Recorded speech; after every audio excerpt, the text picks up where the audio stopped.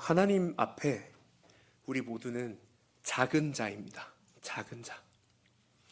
한때 우리는 그분을 알지 못했고 또 그 사랑을 느낄 수도 없었습니다. 그러나 예수님의 큰 사랑으로 인해서 우리는 주님을 알게 되었고 그분을 느낄 수 있게 되었습니다. 우리는 날마다 그 큰 사랑을 기억해야만 합니다. 그 사랑을 기억할 때 우리는 감사할 수 있죠. 그 사랑을 기억할 때 어떻게 살아야 할지 알 수 있습니다.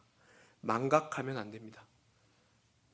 잊어서는 안 되죠. 우리가 어떤 존재인지, 우리가 얼마나 큰 사랑을 받았는지 잊어서는 안 됩니다. 망각은 우리 영혼에 엄청난 위험을 초래합니다. 마귀는 시시때때로 우리에게 세상의 정욕과 유혹으로 망각을 주입시키려고 합니다.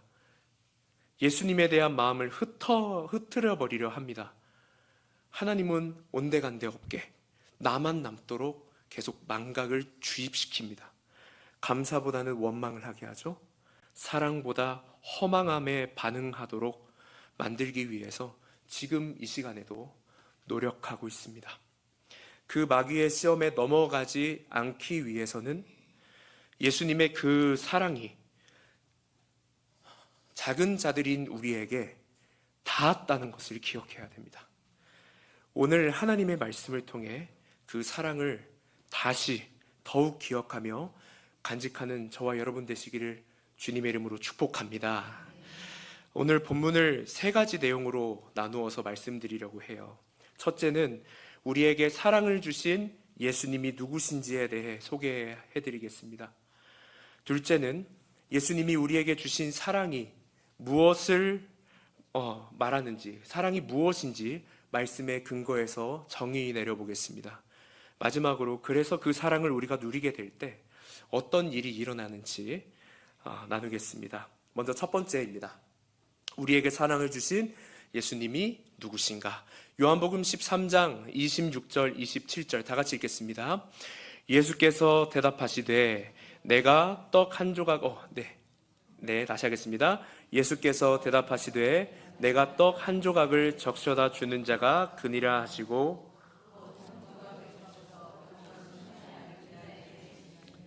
조각을 받은 후 곧 사탄이 그 속에 들어간지라. 이에 예수께서 유다에게 이르시되 내가 하는 일을 속히 하라 하시니. 아멘. 이렇게 말씀하시자 가룟 유다가 자리에서 일어나 나갔습니다. 유다가 나간 이유는 착한 일을 하려고 한 것도 아니었고 가난한 자들을 돕기 위함도 아니었습니다. 그는 예수를 팔러 나갔습니다. 그래서 31절에 그가 나간 후에 라는 이 문장은 예수님께 아주 중요한 때가 임박했음을 알려주는 신호입니다. 유다가 떠나가는 것을 본 예수님은 십자가가 눈앞에 닥쳤음을 직감하셨습니다. 그러나 예수님은 십자가를 향해 가는 그 순간순간을 영광이라고 말씀하십니다. 자, 31절 읽어볼까요? 그가 나간 후에 예수께서 이르시되 지금 인자가 영광을 받았고 하나님도 인자로 말미암아 영광을 받으셨도다. 아멘. 인자가 이미 영광을 받았다는 말씀은 예수님께서 십자가를 지시고 죽을 준비가 되셨다는 것입니다. 그리고 그 십자가를 통해 영광을 받으신다는 의미죠.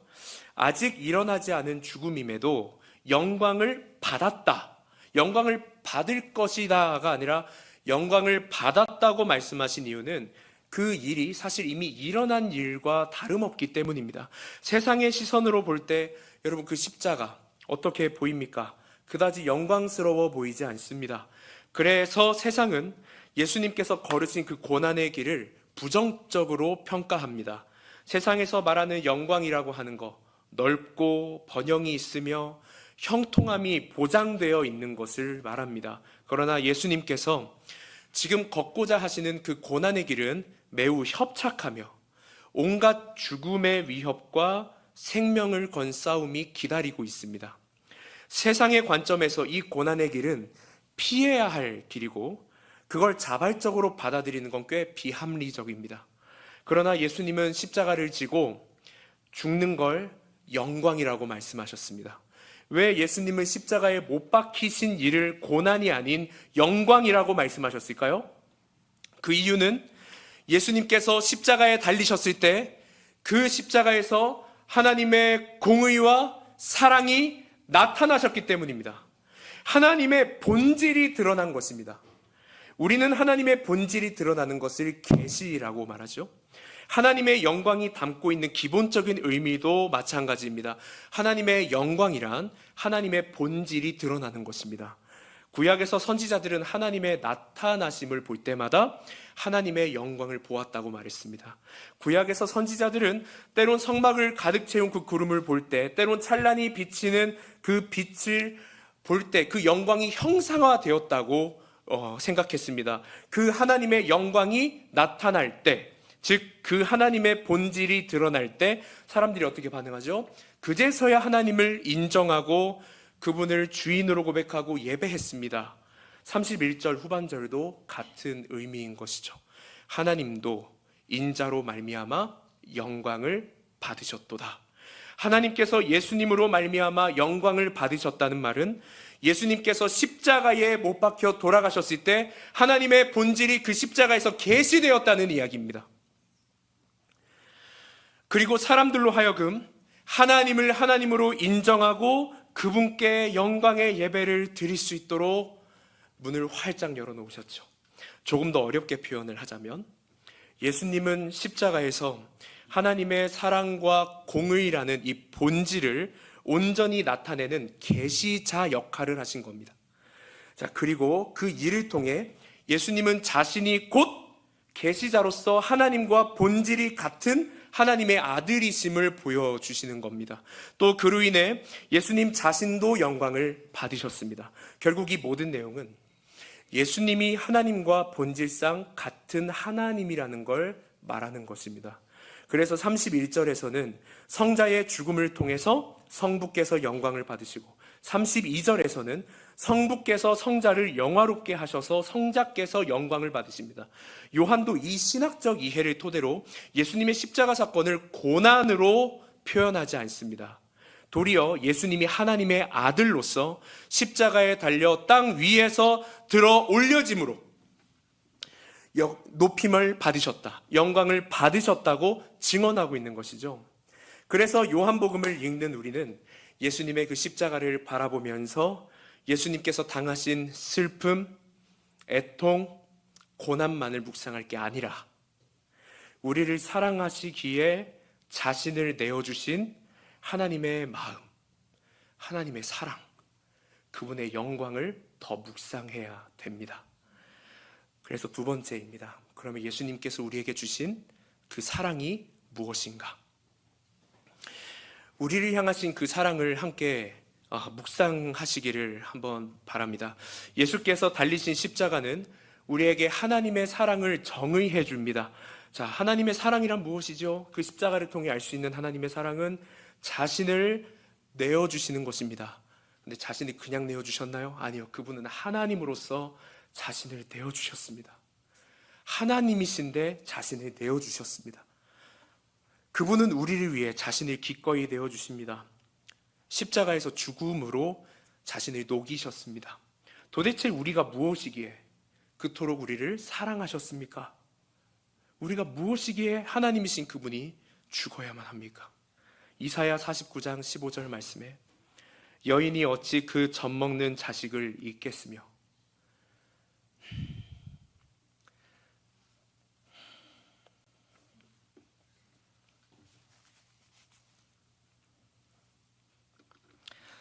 자기 태선한 아들을 긍휼히 여기지 않겠느냐?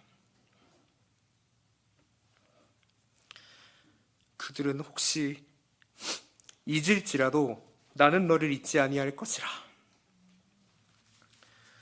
사람이 하나님을 잊을지라도 하나님은 사람을 버리지 않으셨던 그 이유는 심지어 우리가 그분을 외면했을 때에도 그분이 우리를 사랑하셨던 이유는 우리가 그분의 자녀였기 때문입니다.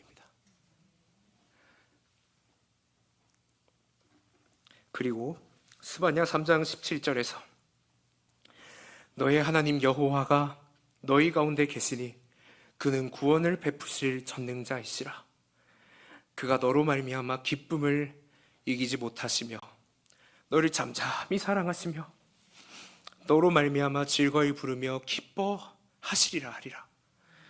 그래서 우리는 하나님의 그 마음을 알고 그분을 기뻐하며 고백하기를, 요한 1서 4장 16절에 하나님이 우리를 사랑하시는 사랑을 우리가 알고 믿었나니 하나님은 사랑이시라. 사랑 안에 거하는 자는 하나님 안에 거하고 하나님도 그의 안에 거하시느니라. 여러분, 주님의 그 사랑을 묵상하시면서 우리 자신 한번 돌아보았으면 좋겠습니다. 여러분, 우리는 그 하나님의 사랑을 받았음에도, 우리는 그 하나님의 값없는 은혜를 받았음에도 얼마나 자기 주장이 강합니까?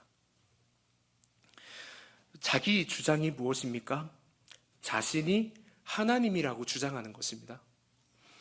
자기 힘으로 살려고 하고 자기 유익만을 추구하며 사는 것입니다. 때로 우리는 자기를 방어하기 위해서 이웃을 죽음 직전까지 이르게 하고 우리 환경을 악용하며 갈등을 일으키고 만물이 온갖 고난을 겪게 합니다. 지금처럼 전쟁을 일으키고 사람과 자연을 계속 죽입니다.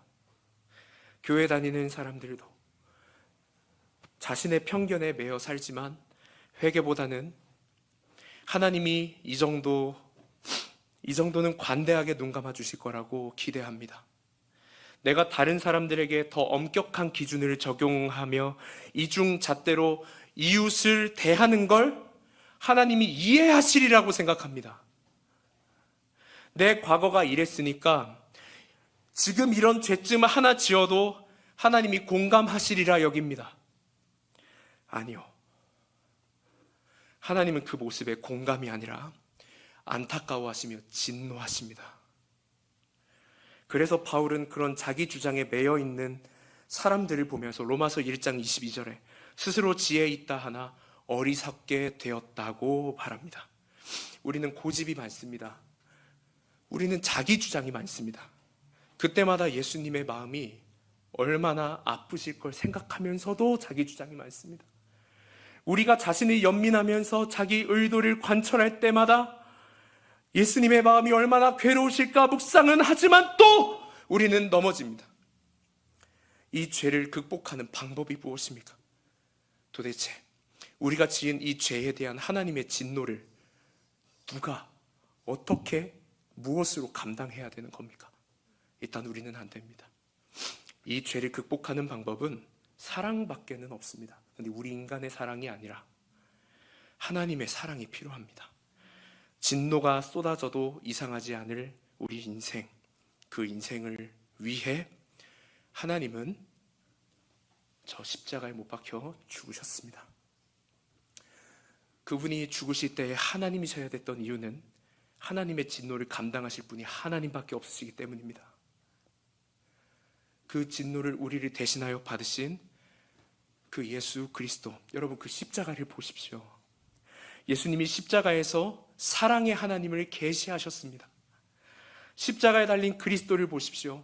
그 모습이 바로 우리를 사랑하시는 하나님의 모습입니다. 그분은 우리를 위해 죽으셨습니다. 우리를 위해 그 십자가의 길을 홀로 걸어가셨습니다. 33절입니다. 다 같이 한번 읽어볼까요? 작은 자들아, 내가 아직 잠시 너희와 함께 있겠노라. 너희가 나를 찾을 것이나 올 수 없다고 말한 것과 같이 지금 너희에게도 이르노라. 아멘. 이 말씀의 핵심은 시간적인 어떤 제약을 말하는 거라기보다 지금 예수께서 걸어가시는 그 길을 아무도 동행할 수 없다는 의미입니다. 누구도 예수님을 도울 수 없고요, 예수께서 걸어가려고 하시는 길을 따라갈 수 없습니다. 왜일까요? 그가 감당해야 됐던 거 하나님의 진노셨기 때문입니다. 그 진노를 예수님 외에는 감당할 자가 없습니다. 36절 이하에 베드로가 진심으로 예수를 따라가려고 했지만 그도 갈 수 없었습니다. 목숨을 바친다고까지 했는데 못 따라갑니다. 왜냐하면 예수님이 그 길을 열어주시기 전까지는 누구도 그 길을 걸어갈 수 없기 때문입니다. 그때까지 우리가 할 수 있는 건 베드로처럼 예수님을 부인하는 일밖에 없어요. 우리가 예수 그리스도 안에 있지 않으면 우리들도 베드로처럼 닭이 울리기 전에 3번 그분을 부인할 겁니다. 3번이 뭡니까? 베드로는 양반이죠. 그러나 예수님이 십자가에 죽으시고 부활하셔서 사망을 깨고 길을 열어주셨습니다. 그 길을 홀로 걸으시고 하나님의 사랑을 작은 우리에게 닿게 해주셨습니다. 할렐루야. 여러분, 그래서 3번째 주제를 다루겠습니다. 그 사랑을 우리가 누리게 될 때 이제 우리에게 어떤 일이 일어날까요? 34절, 35절 다 같이 말씀을 보겠습니다. 새 계명을 너희에게 주노니 서로 사랑하라. 내가 너희를 사랑한 것 같이 너희도 서로 사랑하라. 이로써 모든 사람이 너희가 내 제자인 줄 알리라. 아멘. 예수님께서는 우리가 하나님의 사랑을 누리면 누릴수록 서로 사랑하게 된다고 말씀하셨습니다. 그리고 우리가 서로 사랑하면 우리가 하나님의 자녀라는 사실이 드러난다고 말합니다. 고린도전서 13장은 우리에게 사랑에 대해 전해주시죠. 사랑은 가슴 뛰는 게 아니라 오래 참는 것이다. 내가 왜 이 사람을 사랑해야 되나? 내가 왜 저 사람에게 긁혀야 되나? 를 참아야 합니다. 사랑은 감수하는 것입니다. 어찌되었든 같이 가야 하는 것입니다. 모르겠습니다. 사랑 참 어려운 것 같습니다. 왜 그럴까요? 우리에게 그리스도께서 요구하신 그 사랑은 예수님께서 겪는 고난까지 예수님이 가자는 곳까지 가야 하기 때문입니다. 그래서 신앙생활은 꽤 버겁기도 합니다. 그러나 성경은 이런 신앙 인생을 살아야 하는 삶을, 고난을, 그 한숨을 하나님께서 허락하신 최고의 능력과 지혜라고 말합니다. 그리고 걱정 말고 따라오라고 하십니다. 예수님의 죽음 안에 모든 것이 있지 않았습니까? 거기에는 배신이 있었고 부인이 있었습니다. 외면이 있었고 수치가 있었고 고통이 있었고 절망도 죽음도 있었습니다. 우리의 비참함을 한 몸에 안으신 주님께서 우리 인생에 들어오심으로써 우리의 고난이 달라진 것입니다. 판이 바뀌었습니다. 그 판 안에서 우리에게 이제부터 닥쳐오는 이웃을 사랑하지 못하는 우리들의 연약함, 고통, 우리들의 상황의 그 괴로움들이 우리를 죽는 운명으로 몰아넣지 못합니다. 이제는 더 이상 사망이 왕노릇하지 못하게 된 것이죠. 오히려 그것들을 통해 성도는 자라나게 됩니다. 오히려 그것들을 통해 어제보다 오늘 더 주님을 생각하게 됩니다. 어제보다 오늘 더 이웃을 사랑하려고 발버둥치게 됩니다. 하루아침에는 안 되지만 그래도 하루하루 지날 때마다 가장 쉬운 것부터 하려고 어떻게든 발버둥 쳐보려고 합니다. 웃음이 없는 삶이면 웃어보려고도 하고, 많이 지쳐있는 삶이면 약이라도 좀 먹어보려고 하고, 인사하지 못하는 사이면 인사라도 먼저 건네보려고 합니다. 그러다가 1년, 2년 지나면 혹시 압니까? 악수하게 될지. 정말 웃음이 활짝 이렇게 피게 될지 여러분 주님이 알고 계시기 때문에 여러분 오늘 우리에게 주어진 삶이 기회가 되고 은혜가 되는 것입니다. 우리의 실패가 우리의 운명과 결론이 될 수 없다는 것, 우리가 하나님께 묶였기 때문입니다.